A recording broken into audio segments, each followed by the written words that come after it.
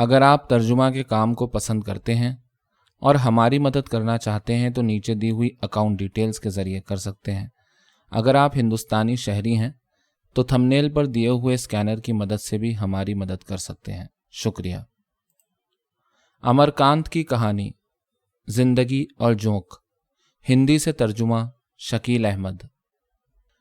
मोहल्ले में जिस दिन वो नमूदार हुआ, सवेरे तरकारी लाने के लिए बाजार जाते वक्त मैंने उसको देखा था।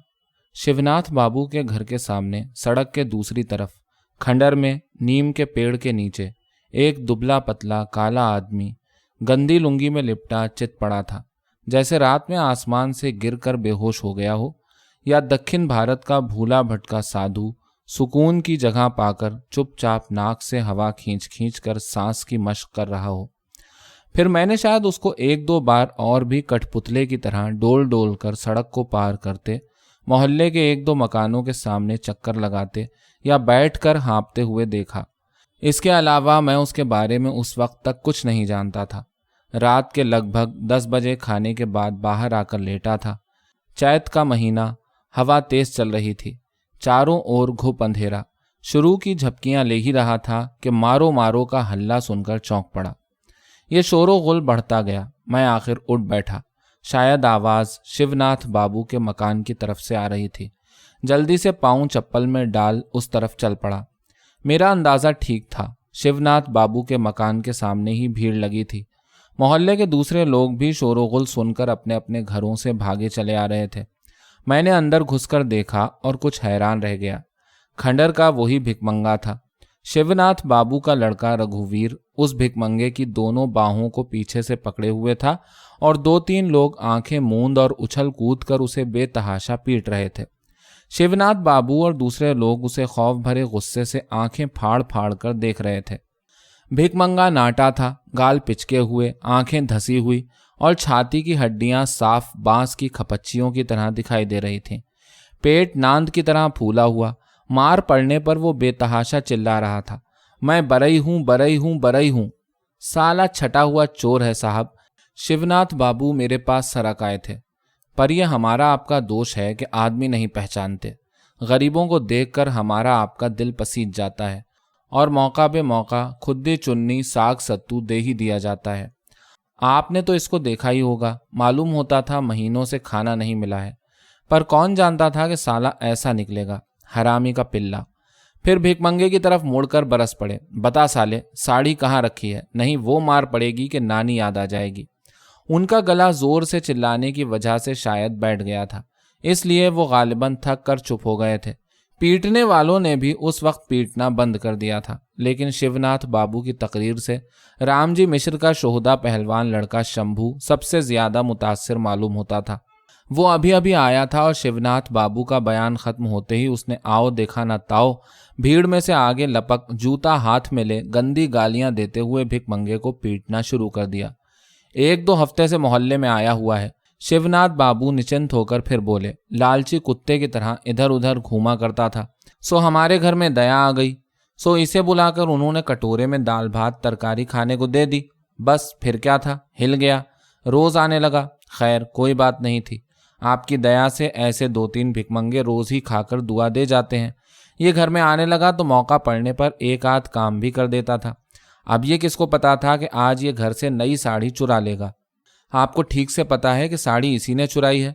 मेरे इस सवाल पर वो बिगड़ गए, बोले आप भी खूब बातें करते हैं, यही पता लग गया तो चोर कैसा। मैं तो खूब जानता हूँ कि ये सब चोरी का माल होशियारी से छुपा देते हैं। जब तक इनकी कड़ी पिटाई न की जाए कुछ नहीं बताते। अब यही समझिए कि करीब 9 बजे साड़ी गायब हुई। जमुना का कहना है कि उसी वक्त उसने इसको किसी सामान के साथ घर से निकलते देखा। फिर मैं ये पूछता हूँ, आज 10 बरस से मेरे घर का दरवाज़ा इसी तरह खुला रहता है, लेकिन कभी चोरी नहीं हुई। आज ही कौन सी नई बात हो गई कि वो आया नहीं और मोहल्ले में चोरी बदमाशी शुरू हो गई। अरे मैं इन सालों को खूब जानता हूँ। वो भिकमंगा तेज मार पड़ने पर अब भी चिल्ला उठता, मैं बरई हूँ, बरई हूँ, बरई हूँ। ये जाहिर था कि इतने लोगों को देखकर वो काफ़ी खौफजदा हो गया था और अपनी हिमायत में किसी को न पाकर बेतहाशा अपनी ज़ात का नाम ले रहा था। जैसे हर ज़ात के लोग चोर हो सकते हैं लेकिन बरई कभी नहीं हो सकते। नए लोग अब भी आ रहे थे। वो गुस्से और जोश में आकर उसे पीटते اور پھر بھیڑ میں مل جاتے، اور جب لگاتار مار پڑنے پر بھی اس نے کچھ نہیں بتایا تو لوگ خوامخواہ تھک گئے۔ کچھ لوگ وہاں سے سرکنے بھی لگے، کسی نے اسے پیڑ سے باندھنے اور کسی نے پولیس کے سپرد کرنے کی صلاح دی۔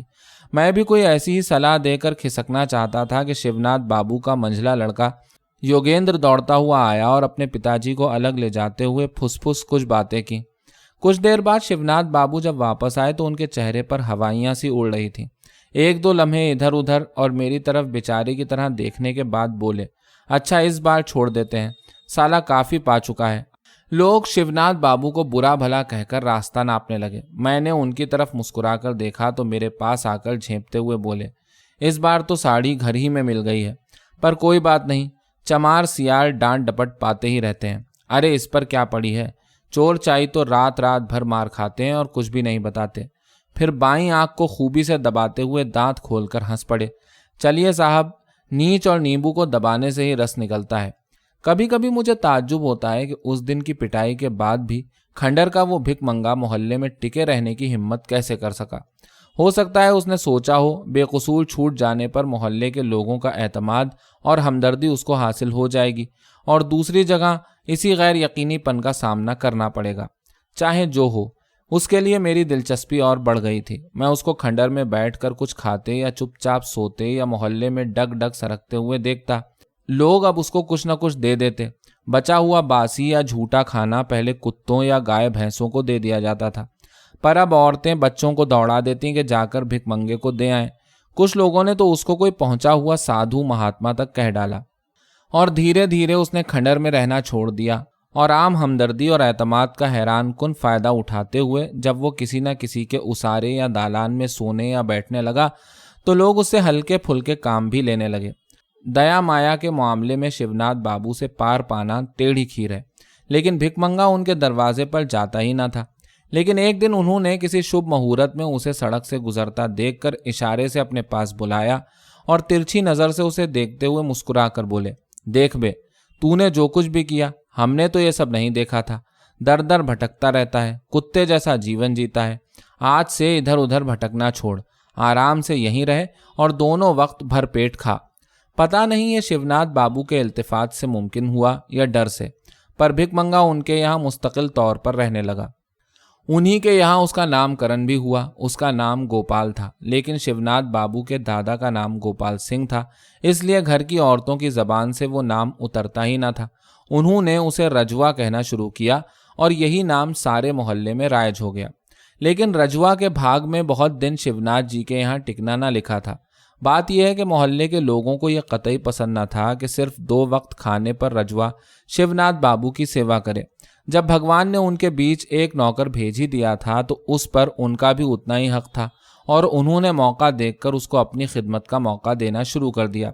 وہ شیوناتھ بابو کے کسی کام سے جاتا تو راستے میں کوئی نہ کوئی اسے پیسے دے کر کسی نہ کسی کام کی فرمائش کر دیتا، اور اگر وہ آناکانی کرتا تو وہ شخص بگڑ کر کہتا، سالا تو شیوناتھ کا غلام ہے، وہ کیا کر سکتے ہیں، میرے یہاں بیٹھ کر کھایا کر، وہ کیا کھلائیں گے، باسی بھات ہی تو دیتے ہوں گے۔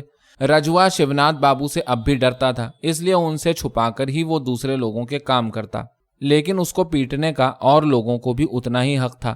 ایک بار جمنا لال کے لڑکے جنگی نے رجوا سے 3-4 آنے کی لکڑی لانے کے لیے کہا، اور رجوا فوراً آنے کا وعدہ کر کے چلا گیا، پر وہ جلد نہ آ سکا کیونکہ شیوناتھ بابو کے گھر کی عورتوں نے اسے اس یا اس کام میں باندھ رکھا۔ بعد میں جب وہ جمنا لال کے یہاں پہنچا تو جنگی نے پہلا کام یہ کیا کہ 2 تھپڑ اس کے گال پر جڑ دیے اور پھر گرج کر بولا، سور دھوکہ دیتا ہے، کہہ دیتا نہیں جاؤں گا، اب آج میں تجھ سے دن بھر کام کراؤں گا، دیکھیں کون سالا روکتا ہے، آخر ہم بھی محلے میں رہتے ہیں کہ نہیں۔ اور سچ مچ جنگی نے اس سے دن بھر کام لیا۔ شیوناتھ بابو کو سب پتہ لگ گیا، لیکن ان کی کشادہ دلی اور سوجھ بوجھ کی تعریف کیے بنا نہیں رہا جاتا، کیونکہ انہوں نے چوں تک نہیں کی۔ ایسے ہی کئی واقعات ہوئے، پر رجوا پر کسی کا مستقل حق قائم نہ ہو سکا۔ اس کی سیوا کے استعمال کی بابت کھینچا تانی سے اس کا سماجی کرن ہو گیا۔ محلے کا کوئی بھی فرد اسے 2-4 روپے دے کر مستقل نوکر رکھنے کو تیار نہ ہوا، کیونکہ وہ اتنا طاقتور قطعی نہ تھا کہ 24 گھنٹے نوکری کی مہان ذمہ داری سنبھال سکے۔ وہ تیزی کے ساتھ 25-50 گگرے پانی نہ بھر سکتا تھا، بازار سے دوڑ کر بھاری سودا سامان نہ لا سکتا تھا، لوگ اسے چھوٹا موٹا کام لے لیتے اور اپنی مرضی سے اسے کچھ نہ کچھ دے دیتے۔ اب نہ وہ شیوناتھ بابو کے یہاں ٹکتا اور نہ جمنا لال کے یہاں، کیونکہ اس کو کوئی ٹکنے ہی نہ دیتا۔ اس کو رجوا نے بھی سمجھ لیا اور محلے کے لوگوں نے بھی کہ وہ کسی ایک خاص شخص کا نہیں بلکہ سارے محلے کا نوکر ہو گیا۔ رجوا کے لیے چھوٹے موٹے کاموں کی کمی نہ تھی۔ کسی کے یہاں کھا پی کر وہ باہر کی چوکی یا زمین پر سو رہتا اور سویرے اٹھتا تو محلے کے لوگ اس کا منہ جوتے۔ نوکر چاکر کسی کے یہاں بہت دن تک ٹکتے نہیں تھے اور بھاگ بھاگ کر رکشے چلانے لگتے تھے یا کسی مل یا کارخانے میں کام کرنے لگتے تھے۔ 2-4 لوگوں کے یہاں ہی نوکر تھے، باقی گھروں میں کہار پانی بھر دیتا، لیکن وہ گگروں کے حساب سے پانی دیتا اور اگر ایک گگرا بھی زیادہ دے دیتا تو اس کا محنتانہ پائی پائی وصول کر لیتا۔ ان حالات میں رجوا کی آمد جیسے بھگوان کی عنایت تھی۔ لوگ اس سے چھوٹا بڑا کام لے کر اپنی مرضی سے اس کی مزدوری چکا دیتے۔ اگر اس نے کوئی چھوٹا کام کیا تو اسے باسی روٹی یا بھات یا بھنا ہوا چنا یا ستو دے دیا جاتا اور وہ ایک کونے میں بیٹھ کر چپڑ چپڑ کھا پھانک لیتا۔ اگر کوئی بڑا کام کر دیتا تو ایک وقت کا کھانا مل جاتا، پر اس میں لازماً ایک آدھ چیز باسی رہتی اور کبھی کبھی ترکاری یا دال ندارد ہوتی، کبھی بھات نمک مل جاتا جسے وہ پانی کے ساتھ کھا لیتا، کبھی کبھی روٹی اچار اور کبھی تو صرف ترکاری ہی کھانے یا دال پینے کو ملتی۔ کبھی کھانا نہ ہونے پر 2-4 پیسے مل جاتے یا موٹا پرانا کچا چاول یا دال یا 4-6 آلو، کبھی ادھار بھی چلتا۔ وہ کام کر دیتا اور اس کے عوض میں پھر کسی دن کچھ نہ کچھ آ جاتا۔ اسی بیچ وہ میرے گھر بھی آنے لگا تھا، کیونکہ میری شریمتی جی سوجھ بوجھ کے معاملے میں کسی سے پیچھے نہ تھیں۔ رجوا آتا اور کام کر کے چلا جاتا۔ 1-2 بار مجھ سے بھی مٹ بھیڑ ہوئی، بولا کچھ نہیں۔ کوئی چھٹی کا دن تھا، میں باہر بیٹھا ایک کتاب پڑھ رہا تھا کہ اتنے میں رجوا اندر آیا اور کونے میں بیٹھ کر کچھ کھانے لگا۔ میں نے گھوم کر ایک نگاہ اس پر ڈالی۔ اس کے ہاتھ میں ایک روٹی اور تھوڑا سا اچار تھا اور وہ سور کی طرح چپڑ چپڑ کھا رہا تھا۔ بیچ بیچ میں وہ مسکرا پڑتا جیسے کوئی بڑی منزل سر کر کے بیٹھا ہو۔ میں اس کی طرف دیکھتا رہا اور مجھے وہ دن یاد آ گیا جب چوری کے الزام میں اس کی پٹائی ہوئی تھی۔ جب وہ کھا کر اٹھا تو میں نے پوچھا، کیوں رے رجوا، تیرا گھر کہاں ہے؟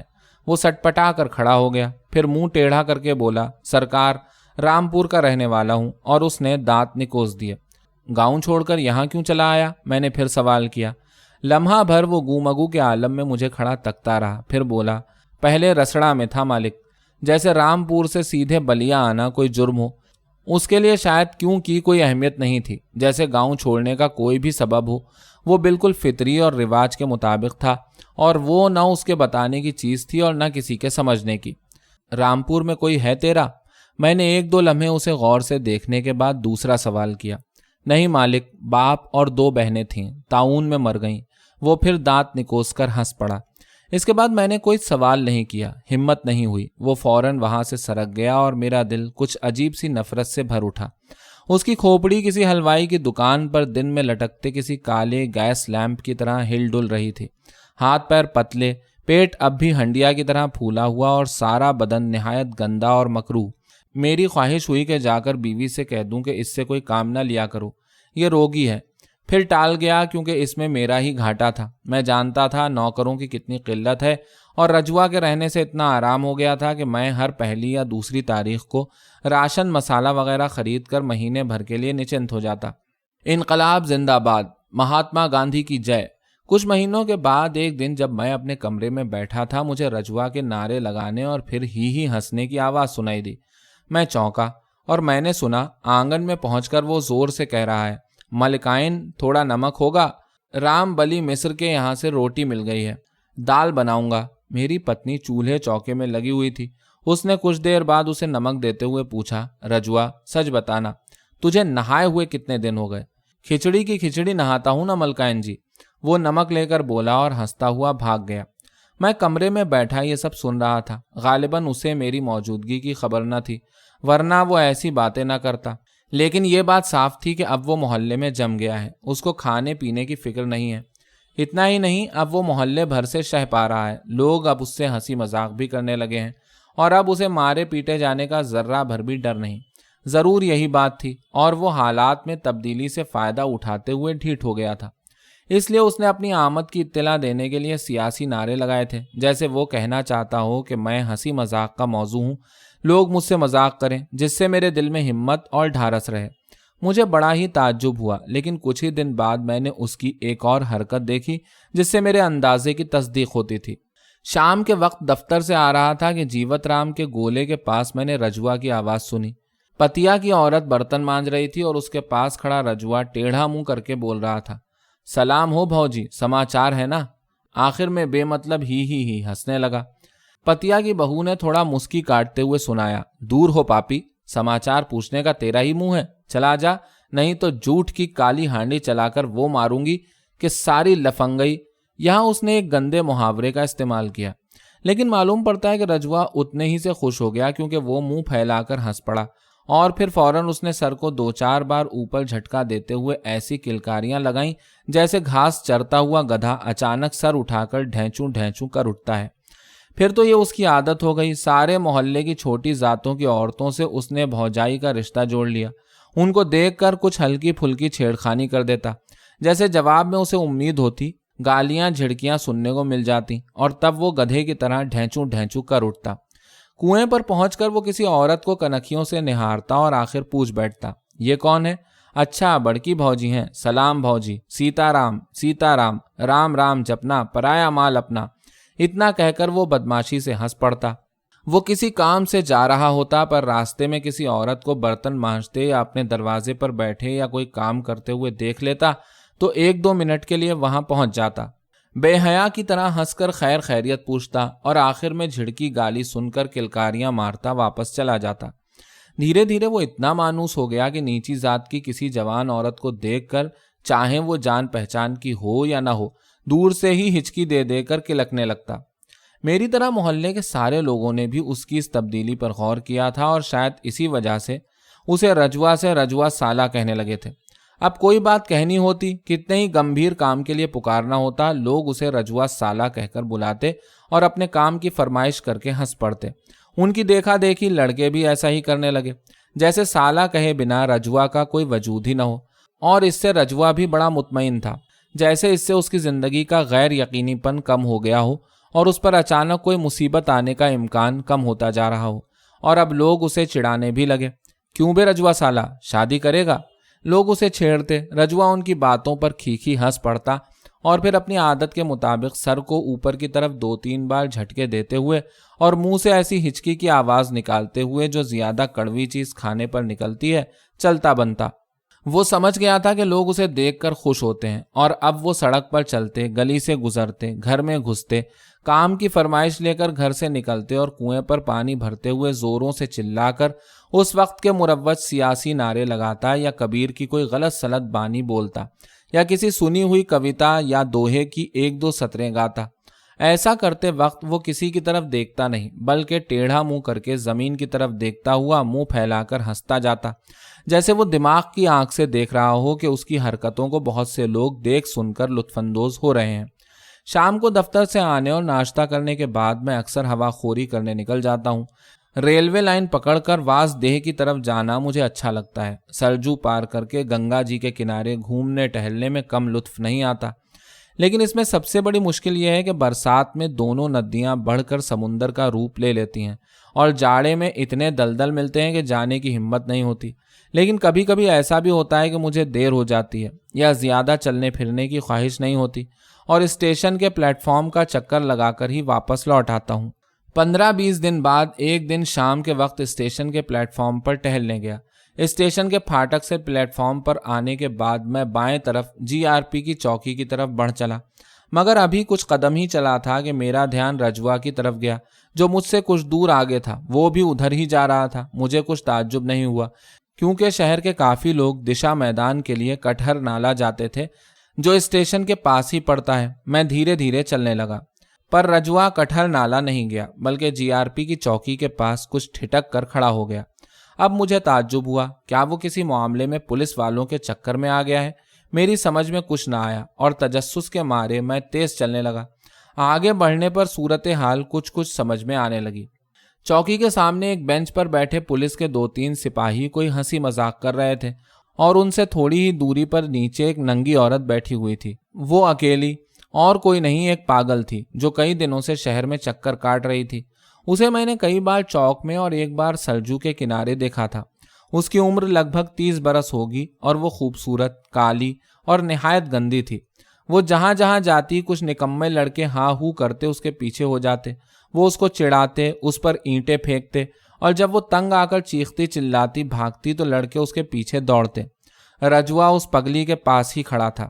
وہ کبھی چوکنی آنکھوں سے پولیس والوں کو دیکھتا تو منہ پھیلا کر ہنس پڑتا اور پھر مٹر مٹر پگلی کو تاکنے لگتا، لیکن پولیس والے غالباً اس کی طرف دھیان نہ دے رہے تھے۔ مجھے بڑی شرم سی محسوس ہوئی، مگر میں اتنا قریب پہنچ گیا تھا کہ اچانک گھوم کر لوٹنا ممکن نہ ہو سکا۔ اصلی بات جاننے کا تجسس بھی تھا۔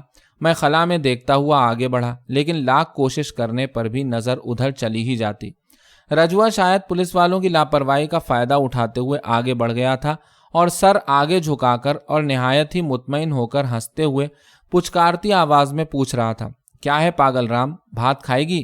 اتنے میں پولیس والوں میں سے ایک نے کڑک کر سوال کیا، کون ہے یہ سالا؟ چلتا بن، نہیں تو مارتے مارتے بھوسا بنا دوں گا۔ رجوا وہاں سے تھوڑا ہٹ گیا اور ہنستے ہوئے بولا، مالک میں رجوا ہوں، بھاگ جا سالے، گدھ کی طرح نامعلوم کہاں سے آ پہنچا۔ غالباً دوسرے سپاہی نے کہا اور پھر وہ سبھی قہقہا مار کر ہنس پڑے۔ میں اب کافی آگے نکل گیا تھا اور اس سے زیادہ مجھے کچھ سنائی نہ پڑا۔ میں جلدی جلدی پلیٹ فارم سے باہر نکل گیا، مگر معاملہ یہیں ختم نہیں ہوا۔ گھر آ کر میں نے آنگن میں چارپائی ڈال بڑی مشکل سے آدھا گھنٹہ آرام کیا ہوگا کہ میری بیوی بھاگتی ہوئی آئی اور مسکراتے ہوئے تیزی سے بولی، ارے ذرا جلدی سے باہر آئیے، ایک تماشا دکھاتی ہوں، ہماری قسم ذرا جلدی اٹھیے۔ میں بادل ناخواستہ اٹھا اور باہر آ کر جو منظر دیکھا اس سے میرے دل میں ایک ساتھ تعجب اور نفرت کی ایسی لہریں اٹھیں جن کا میں اظہار نہیں کر سکتا۔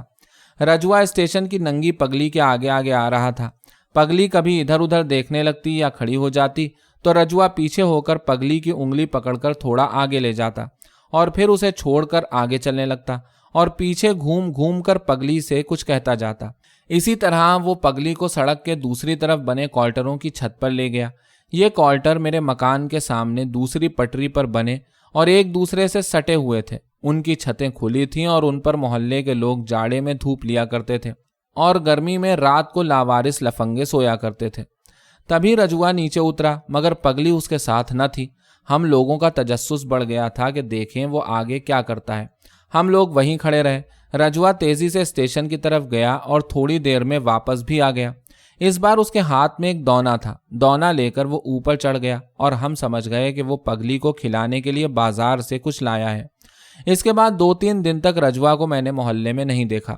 اس دن کے واقعے سے دل میں ایک تجسس موجود تھا، اس لیے ایک دن میں نے اپنی بیوی سے پوچھا، کیا بات ہے، رجوا آج کل دکھائی نہیں دیتا، اب یہاں نہیں آتا کیا؟ بیوی نے تھوڑا چونک کر جواب دیا، ارے آپ کو نہیں معلوم، اس کو کسی نے بری طرح پیٹ دیا ہے اور وہ برن کی بہو کے یہاں پڑا ہوا ہے۔ کیوں، کیا بات ہے؟ میں نے اپنا تجسس ظاہر کیے بنا دھیمے لہجے میں پوچھا۔ بیوی نے مسکرا کر بتایا، ارے وہی بات ہے، رجوا اس پگلی کو چھت پر چھوڑ نرسنگ بابو کے یہاں کام کرنے لگا۔ نرسنگ بابو کی بیوی بتاتی ہے کہ وہ اس دن بڑا گمبھیر تھا اور کام کرتے کرتے چہک کر جیسے کلکاری مارتا ہے ویسے نہیں کرتا تھا۔ اس کی طبیعت کام میں نہیں لگتی تھی۔ وہ ایک کام کرتا اور موقع دیکھ کوئی بہانہ بنا کر کوارٹر کی چھت پر جا کر پگلی کی خبر لے آتا۔ نرسنگ بابو کی بیوی نے جب اسے کھانا دیا تو اس نے وہاں بھوجن نہیں کیا، بلکہ کھانے کو ایک کاغذ میں لپیٹ کر اپنے ساتھ لیتا گیا۔ اس نے وہ کھانا خود تھوڑے کھایا، بلکہ وہ اس کو چھت پر لے گیا۔ رات کے قریب 11 بجے کی بات ہے۔ رجوا جب اوپر پہنچا تو دیکھا کہ پگلی کے پاس کوئی دوسرا سویا ہے۔ اس نے اعتراض کیا تو اس کو اس لفنگے نے خوب پیٹا اور پگلی کو لے کر کہیں دوسری جگہ چلا گیا۔ تمہیں یہ سب کیسے معلوم ہوا؟ میرا دل ایک انجانے غصے سے بھرا آ رہا تھا۔ برن کی بہو بتا رہی تھی، بیوی نے جواب دیا اور بلا وجہ ہی ہنس پڑی۔ بہت دن ہو گئے تھے، گرمی کا موسم تھا اور شدید لو چلنی شروع ہو گئی تھی۔ چھت پر مار کھانے کے 4-5 دن بعد رجوا پھر محلے میں آ کر کام کرنے لگا تھا، لیکن اس میں ایک زبردست تبدیلی یہ ہوئی کہ اس کا عورتوں کے ساتھ چھیڑ خانی کر کے گدھے کی طرح ہلکنا کلکنا بند ہو گیا۔ رجوا نے آج کل داڑھی کیوں رکھ چھوڑی ہے؟ میں نے پتنی سے پوچھا۔ رجوا کی بات چھڑنے پر میری بیوی ضرور ہنس دیتی تھی۔ مسکرا کر اس نے جواب دیا، آج کل وہ بھکت ہو گیا ہے۔ برن کی بہو کو اس کے کیے کی سزا دینے کو اس نے داڑھی بڑھا لی ہے اور روزانہ سنیچری دیوی پر جل چڑھاتا ہے۔ میرے سوالیہ انداز سے دیکھنے پر بیوی نے اپنی بات کی وضاحت کی۔ بات یह ہے کہ رجوا پچھلے کچھ مہینوں سے رات کو برن کی بہو کے یہاں ہی سوتا تھا اور اس سے بوا کا رشتہ بھی اس نے جوڑ لیا تھا۔ رجوا 2-4 آنے جو کچھ کماتا وہ اپنی بوا کے یہاں جمع کرتا جاتا۔ وہ بتاتا تھا کہ اس طرح 10 روپے تک اکٹھے ہو گئے ہیں۔ ایک بار اس نے برن کی بہو سے وہ روپے مانگے تو وہ انکار کر گئی کہ اس کے پاس رجوا کی 1 پائی بھی نہیں ہے۔ رجوا کے دل کو اتنی چوٹ لگی کہ اس نے داڑھی رکھ لی اور کہتا ہے کہ جب تک برن کی بہو کو کوڑ نہ پھوٹے گا وہ داڑھی نہ منڈائے گا۔ اسی کام کے لیے وہ سنیچری دیوی پر روز جل بھی چڑھاتا ہے۔ سنیچری دیوی کا جہاں تک تعلق ہے، مجھے اب خیال آیا، سنیچری اپنے زمانے کی ایک زبردست ڈومنی تھی، تاڑ کی طرح لمبی تگڑی اور لڑنے جھگڑنے میں استاد۔ وہ کسی سے بھی نہیں ڈرتی تھی اور ہمیشہ ہی کسی نہ کسی سے مورچہ لیتی تھی۔ ایک بار کسی لڑائی میں ایک ڈوم نے سنیچری کی کھوپڑی پر ایک لٹھ جما دیا جس سے اس کی جان نکل گئی، لیکن 1-1.5 ہفتے بعد ہی اس ڈوم کے چیچک نکل آئی، پھر وہ مر گیا۔ لوگوں نے اس کی موت کا سبب سنیچری دیوی کا انتقام سمجھا۔ ڈوموں نے عقیدت میں اس کا چبوترا بنا دیا اور تب سے وہ چھوٹی ذاتوں میں سنیچری ماتا یا سنیچری دیوی کے نام سے مشہور ہو گئی۔ میں کچھ نہیں بولا، لیکن بیوی نے غالباً کچھ اداس لہجے میں کہا، اس کو آج تک تھوڑا بخار رہتا ہے۔ اسے یقین ہے کہ برن کی بہو نے اس پر جادو ٹونا کر دیا ہے۔ وہ کہتا ہے کہ سنیچری بہت چلتی دیوی ہے۔ ارے 1 مہینے میں ہی برن کی بہو پھوٹ پھوٹ کر مرے گی۔ پتہ نہیں اس کا بخار ٹوٹا کہ نہیں، میں نے جاننے کی کوشش بھی نہیں کی۔ بیمار تو وہ سدا ہی کا تھا، سوچا شاید اتر گیا ہو، کیونکہ کام تو وہ اسی طرح کر رہا تھا۔ ہاں، بیچ میں اس کے چہرے پر جو چستی اور خوشی چمک چمک اٹھتی وہ غائب ہو گئی تھی۔ نہ وہ اتنا چہکتا نہ اتنا بولتا تھا۔ اس کے برعکس وہ زیادہ گمبھیر اور سست ہو گیا۔ اس کی دلچسپی دھرم کی طرف ہو گئی اور سنیچری دیوی کی منت مان کر وہ اچھا خاصا بھکت بن بیٹھا۔ میرے گھر کے سامنے سڑک کی دوسری طرف کوارٹر میں ایک پنڈت جی رہتے ہیں۔ یوں تو وہ لکڑیاں بیچتے ہیں، لیکن ساتھ ساتھ ستو، نمک، تیل وغیرہ بھی رکھتے ہیں۔ اکثر ان کے یہاں اکے تانگے والوں اور گاڑی بالوں کی بھیڑ لگی رہتی ہے، جو پنڈت کے یہاں سے ستو لے کر اپنی بھوک مٹاتے ہیں اور ان کی دکان کے سایہ دار نیم کے نیچے 5-10 منٹ وشرام کرتے ہوئے ٹھٹا مذاق بھی کرتے ہیں۔ رات کو وہیں ان کی مجلس لگتی ہے۔ اس رات گرمی اتنی تھی کہ آنگن میں دم گھٹا جا رہا تھا۔ میں کھانے کے بعد چارپائی کو گھسیٹتے ہوئے لگ بھگ سڑک کے کنارے لے گیا۔ امس تو یہاں بھی تھی، لیکن تھوڑا بہت سکون ملا۔ مجھے لیٹے ہوئے ابھی 2-4 منٹ ہی بیتے ہوں گے کہ پنڈت جی کی دکان سے آتی ہوئی آواز سنائی پڑی، تو کا ہو رجو بھکت، گوسائی جی کا کہہ رہے ہیں؟ مہاویر جی سمندر میں کودتے ہیں تو تاڑکا مہارانی کا کہتی ہیں؟ سنو سنو، سوال کرنے والے کے جواب میں رجوا، شاید وہ بھکت کہلانے لگا تھا، فوراً جوش میں ایسے بولا جیسے اندیشہ ہو کہ اگر اس نے دیر کر دی تو کوئی دوسرا وہ بات بتا دے گا۔ بجرنگ بلی بڑے جبر تھے، وہ سمندر میں کچھ دیر تک تیر لیتے ہیں تو ان کو تاڑکا مہارانی ملتی ہیں۔ تاڑکا مہارانی اپنا روپ دکھاتی ہیں تو بجرنگ بلی کس سے کم ہے؟ یوں میاں ٹیڑھے تو ہم تم سے ٹیڑھے، بجرنگ بلی بھی اتنے ہی بڑے ہو جاتے ہیں۔ اس کے بعد تاڑکا مہارانی اور بڑی ہو جاتی ہیں تو بجرنگ بلی مچھر بن کر تاڑکا مہارانی کے کان سے باہر نکل آتے ہیں۔ تو اے رجو بھکت، گاندھی مہاتما بھی تو جیل سے نکل آتے ہیں؟ کسی دوسرے نے پوچھا۔ رجوا نے اور زور سے بتایا، سنو سنو، گاندھی مہاتما کو جب سرکار جیل میں ڈال دیتی ہے تو ایک دن کیا ہوتا ہے کہ سبھی سپاہی پیادے کے ہوتے ہوئے بھی گاندھی مہاتما جیل سے نکل آتے ہیں اور سب کی آنکھوں پر پٹی بندھی رہ جاتی ہے۔ گاندھی مہاتما جب 7 سمندر پار کر کے دہلی پہنچتے ہیں تو سرکار ان پر گولی چلاتی ہے۔ گولی گاندھی مہاتما کی چھاتی پر لگ کر 100 ٹکڑے ہو جاتی ہے اور گاندھی مہاتما آسمان میں اڑ کر غائب ہو جاتے ہیں۔ اس سے پہلے مہاتما گاندھی کی موت کا ایسا دلچسپ قصہ میں نے کبھی نہیں سنا تھا۔ اگرچہ گاندھی جی کا قتل ہوئے 4 برس گزر گئے تھے۔ اس کی داڑھی جیسے جیسے بڑھتی گئی، رجوا کے دھرم سے لگاؤ کی خبر بھی پھیلتی گئی۔ نچلے طبقے کے لوگوں میں اب وہ رجو بھکت کے نام سے پکارا جانے لگا۔ بڑے لوگوں میں بھی کوئی ہنسی مذاق میں اسے اس نام سے مخاطب کرتا، لیکن ان کے کہنے پر وہ شرما کر ہنستا ہوا چلا جاتا، اور چھوٹی ذاتوں کے سماج میں وہ کچھ نہ کچھ ایسا کہہ گزرتا جو سب سے الگ ہوتا۔ اکثر ان کی مجلسیں رات کو پنڈت جی کی دکان کے آگے جمتی اور رجوا ان سے رام سیتا جی کا ذکر کرتا، بھوت پریت، برن ڈے کی معنویت پر روشنی ڈالتا اور جھاڑ پھونک، منتر جاپ کی اہمیت سمجھاتا۔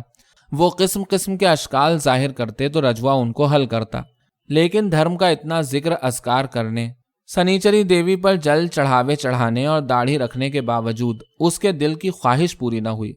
شام کو دفتر سے لوٹا ہی تھا کہ بیوی نے فکر مند لہجے میں اطلاع دی، जानते नहीं, रजवा को हैजा हो गया है। उन दिनों गर्मी अपने उरूज पर थी और गड्ढे और बम पुलिस की गली में, जो शहर के सबसे गंदे मकामात थे, हैजे के वहाँ कई वाकयात हो गए थे। मुझे ताज्जुब नहीं हुआ, क्योंकि रजवा को हैजा ना होता तो और किसको होता। जिंदा है या मर गया? मैंने गैर जज्बाती लहजे में पूछा। मेरी बीवी ने अफसोस जाहिर करते हुए कहा, क्या बताएं, मेरा दिल छटपटा कर रह गया। वहीं खंडर में पड़ा हुआ है, कै दस्त से पस्त हो गया है। लोग बताते हैं कि आध एक घंटे में मर जाएगा। कोई दवा दारू नहीं हुई? कौन उसका सगा बैठा है जो दवा दारू करता? शिवनाथ बाबू के यहाँ काम कर रहा था, पर जब उसको एक कै हुई थी तो उन लोगों ने उसको अपने यहाँ से खदेड़ दिया। फिर वो रामजी मिस्र के उसारे में जाकर बैठ गया, लेकिन जब उन लोगों को पता लगा तो उन्होंने भी उसको भगा दिया। इसके बाद वो किसी के यहाँ नहीं गया, जाकर खंडर में पेड़ के नीचे पड़ गया। मैंने जैसे तंज किया, तुमने अपने यहाँ क्यों ना बुला लिया? बीवी को यह तवक्को नहीं थी कि मैं ऐसा सवाल करूंगा, इसलिए हक्का बक्का होकर मुझे देखने लगी। आखिर में बिगड़ कर बोली, मैं उसे यहाँ बुलाती? कैसी बात करते हैं आप? मेरे भी बाल बच्चे हैं, भगवान न करे उनको कुछ हो गया तो। मैं हंस पड़ा, फिर उठ खड़ा हुआ। जरा देख आऊं, दरवाजे की तरफ बढ़ते हुए बोला। आपके पैर पड़ती हूं, उसे छूइएगा नहीं और झटपट चले आइएगा। बीवी गिड़गिड़ाने लगी। जब मैं खंडर में पहुंचा तो 2-3 लोग सड़क के किनारे खड़े होकर रजवा को देख रहे थे। वो मोहल्ले के नहीं बल्कि राह चलते मुसाफिर थे, जो रजवा की हालत देखकर वक्त गुजारी रहम और तजस्सुस से वहां खड़े हो गए थे। रजवा? मैंने पास पहुंचकर पूछा, लेकिन उसको किसी बात की सुध-बुध न थी। वो पेड़ के नीचे एक गंदे अंगोछे पर पड़ा हुआ था। उसका सारा जिस्म कै दस्त से लथपथ था। उसकी छाती की हड्डियां और उभर आई थीं। पेट और आंखें पिचक कर धंस गई थीं और गालों में गड्ढे बन गए थे। उसकी आंखों के नीचे भी गहरे काले गड्ढे दिखाई दे रहे थे। उसका मुंह कुछ खुला हुआ था। पहले देखने से ऐसा मालूम होता था कि वो मर गया है, लेकिन उसकी सांस धीमी धीमी चल रही थी। मैं कुछ तय नहीं कर पा रहा था कि क्या किया जाए कि न जाने कहाँ से शिवनाथ बाबू मेरी बगल में आकर खड़े हो गए और धीरे से अपनी राय जाहिर की। ही कांट सर्वाइव, ये बच नहीं सकता। मैंने तेज नज़र से उनको देखा। शिवनाथ बाबू पर तो मुझे गुस्सा आ ही रहा था, लेकिन अपने ऊपर भी कम झुंझलाहट न थी। कभी जी होता था कि जाकर घर बैठ रहूं, जब और लोगों को मतलब नहीं तो मुझे ही क्या पड़ी है। लेकिन उसे यूं अपनी आंखों के सामने मरते हुए नहीं देखा जाता था, पर मैं उसका इलाज भी क्या करवा सकता था। मैं लगभग 100 रुपये तनख्वाह पाता था। इसके अलावा महीने का आखिरी हफ्ता मेरे पास एक पाई नहीं थी, पर उसे अस्पताल भी तो भिजवाया जा सकता है। अचानक जहन में ख्याल आया। मेरी झुंझलाहट जैसे अचानक दूर हो गई और मैं घूमकर तेजी से अस्पताल रवाना हो गया। अस्पताल पहुंचकर मैंने मुताल्लिका अहलकारों को इत्तला दी। यहाँ से अस्पताल की मोटर गाड़ी में बैठकर मैं खुद साथ आया। रजवा की सांस अब भी चल रही थी। अस्पताल के 2 मेहतरों ने जो साथ आए थे उसको खींचकर गाड़ी पर लाद दिया। जब गाड़ी चली गई तो मैंने इत्मीनान की सांस ली कि जैसे मेरे सर से कोई बड़ा बोझ हट गया हो। सबकी यही राय थी कि रजवा नहीं बच सकता, लेकिन वो मरा नहीं। अगर अस्पताल पहुंचने में थोड़ी भी देर हो गई होती तो बेशक उसका बरवक्त इलाज ना हो पाता। अस्पताल में वो 4-5 दिन रहा, फिर वहां से फारिग कर दिया गया, मगर उसकी हालत बेहद खराब थी। वो एकदम दुबला पतला हो गया था, मुश्किल से चल पाता और जब बोलता तो हाँफने लगता। ना मालूम क्यों वो अस्पताल से सीधे मेरे ही घर आया। अगरचे मेरी बीवी को उसका आना बहुत बुरा लगा, लेकिन मैंने उससे कह दिया कि 2-4 दिन इसको पड़ा रहने दे, फिर वो अपने आप ही इधर उधर आने जाने और काम करने लगेगा। वो 4-5 दिन रहा। खाने को कुछ न कुछ पा ही जाता था। वो कोई ना कोई काम करने की कोशिश करता, पर उससे होता नहीं था। किसी को घर में बिठाकर मुफ्त में खिलाना मेरी श्रीमती जी को बहुत बुरा लगता था, लेकिन सबसे बड़ा डर उनको ये था कि उसके रहने से घर में किसी को हैजा ना हो जाए।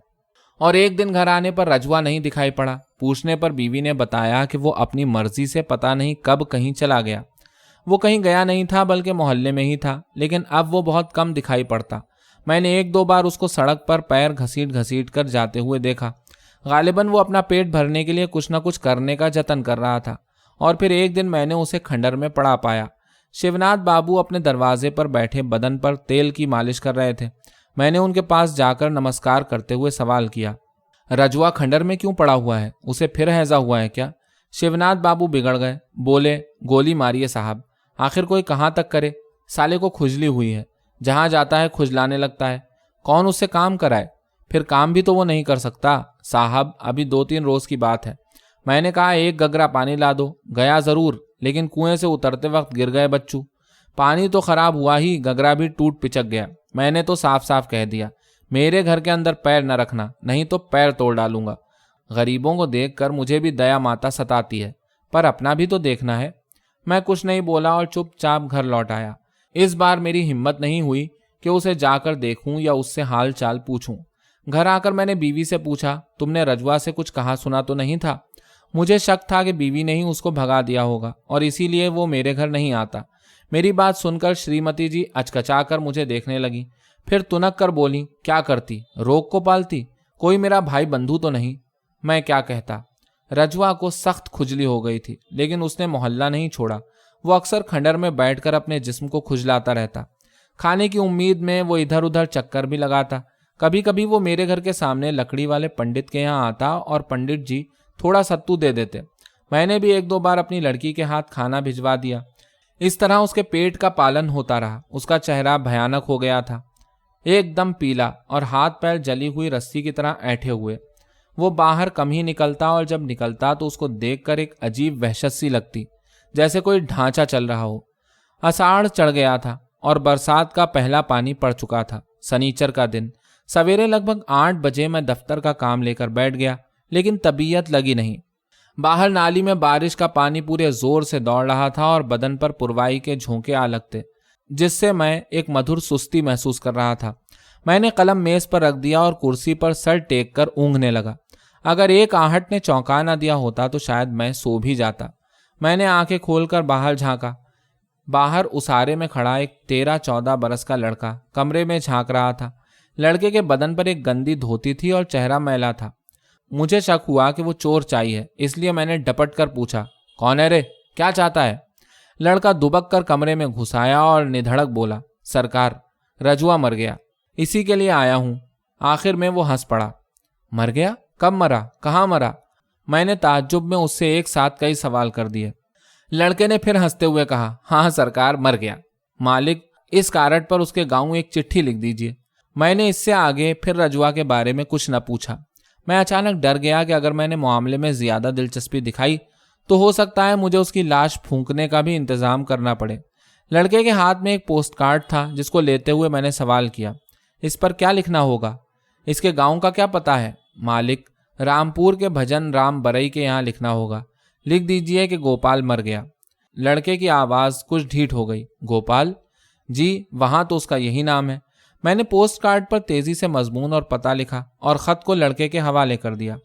میں لڑکے سے پوچھنا چاہتا تھا کہ تو کون ہے، رجوا کہاں مرا، اس کی لاش کہاں ہے، لیکن میں کچھ نہیں پوچھ سکا، جیسے مجھے کاٹ مار گیا ہو۔ سچ کہتا ہوں، رجوا کی موت کی خبر سن کر میرے دل کو بے حد سکون ملا، جیسے دماغ پر پڑا ہوا بہت بڑا بوجھ ہٹ گیا ہو۔ اس کو دیکھ کر مجھے سدا نفرت ہوتی تھی اور کبھی کبھی یہ سوچ کر تکلیف ہوتی تھی کہ اس شخص نے سدا ایسی کوششیں کی کہ اس کو بھیک نہ مانگنی پڑے، اور اس کو بھیک مانگنی بھی پڑی ہے تو اس میں اس کا قطعی دوش نہیں۔